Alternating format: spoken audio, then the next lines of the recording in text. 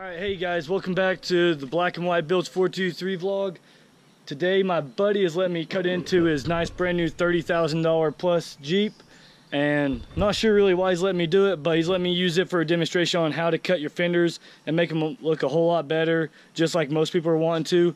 But he really liked the way ours looked, and I didn't film me doing mine because it's my first time and I knew I'd probably screw it up. So he's letting me do it to this Jeep right here. So just to get started, we'll start over here with what you need. So I got down to the bare basics of what you're going to use today. You have your inner fender panel retainers right here, just to put those back in because they're usually a one-time use. You need your 10mm socket, edge trim, which these are $12.99 a piece. You may not need all of them, but I do believe you'll have to break into the second one depending how short you cut your fenders. A Dremel, and then just something to pry off these retainers from the inside of the fender. Alright guys, so that's just the basic little quick tools. I've watched about 6 different videos that are on YouTube of it, and I'm trying to combine them all into one to make it quicker and easier. So you'll go ahead and have to take out everything inside here. Then all these little plastic ones, screws, your main bolt that actually holds it in. Then you got one more up here. But just to save some time, I've already done the other side, so we'll jump over there. All right guys, so I did happen to mention I do use painter's tape just to mark off where I'm gonna cut on the inside of it all the way down. And I did the same for the rear fender, just to mark areas where I'm gonna cut,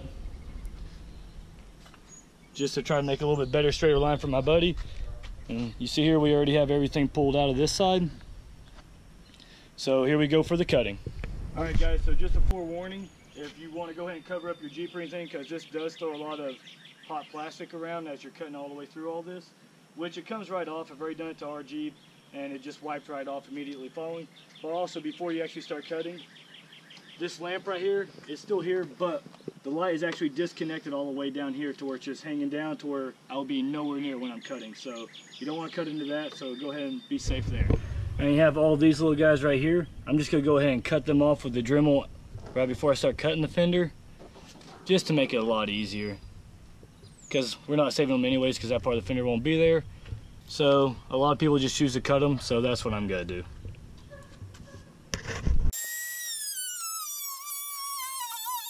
Alright guys, don't worry, I made the rookie mistake, but I went and got iPro.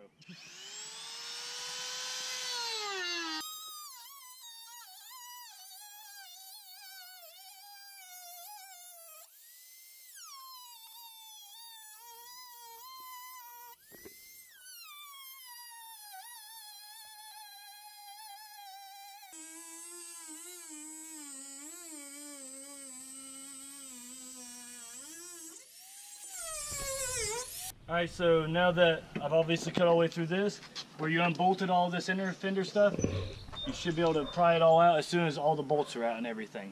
So all you have to do is take out the support one now, and you even have a nice little line if you want to keep it perfectly aligned with this fender right here, which I'm going to go ahead and cut it a little bit deeper just so you don't see all these different ridges showing.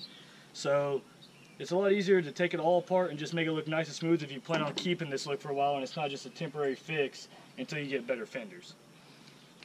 Alright guys, so just one other trick I did see in one of the other videos that I watched. Get your paper plate, a little Sharpie here, then it'll make you a nice little beautiful curved edge.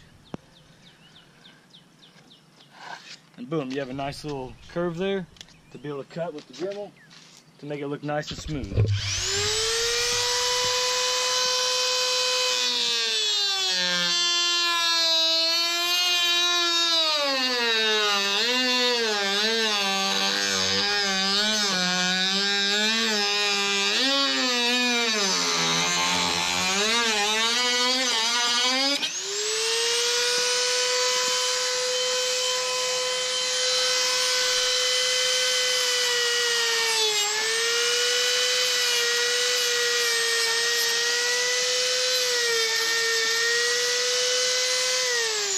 Just trying to smooth it out a little bit.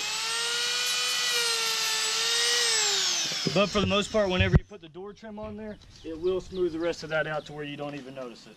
Then it's just simply knocking off a little bit of burnt plastic off there. And now this fender is ready to go ahead and put the trim on. All right guys, so you've got your support fender here. I just went ahead and put it right back in just so I could kind of figure where I wanted it.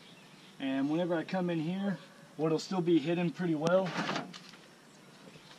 is right about here on the inside of this. So I'm just gonna take my little Sharpie right here, draw a line all the way down it, and then if you want to cut it any closer in, you can go ahead and cut it closer in afterwards.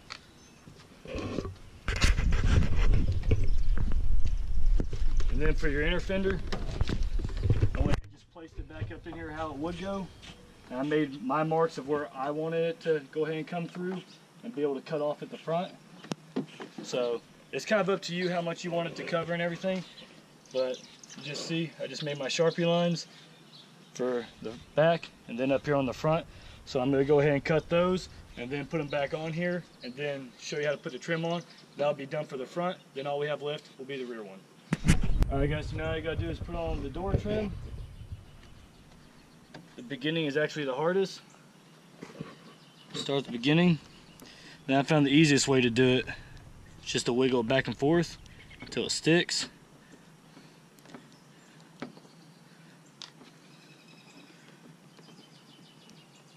Sometimes it takes a little bit. It's a lot easier if you leave it out in the sun, but the sun's going down on us, so I didn't have that opportunity for this. Just trying to fit this in after a long work day, so we're losing sunlight. But if you leave this stuff in the sun up until it's time to put it on, it goes a whole lot faster. And your fingers will probably be a little on the sore side afterwards. Alright, just being that I'm cut into the plastic and it throws hot plastic everywhere, being that this is a soft top, I went ahead and covered up the plastic windows to make sure we didn't harm that in any way, because it just wipes right off the body of the Jeep. But this is actually a whole lot easier than the front.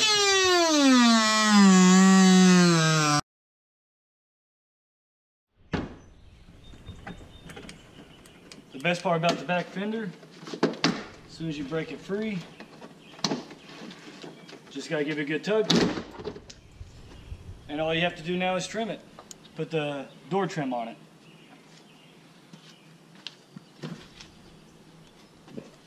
Alright, hey guys, back for the second day of this. We got rained out last night. As you could tell, whenever we were doing the back fender, it got extremely dark and we even had to use a headlamp. But here's just the final product of the do-it-yourself. And this was stock wheels, stock tires. He wanted to go ahead and keep all these flat, but you could have used that paper plate once again to curve these out a little bit better.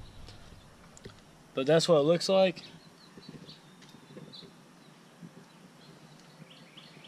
And after it's all said and done, if you go ahead and buy the tape, buy a very cheap tape,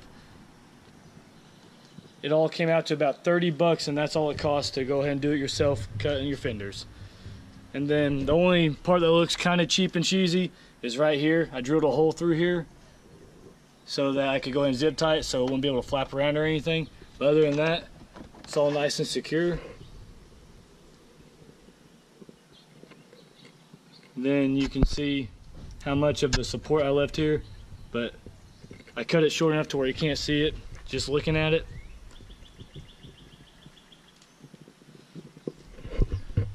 Hope y'all enjoyed the video. If you did, give it a thumbs up for me. First time stopping by, please subscribe. Y'all have a great day.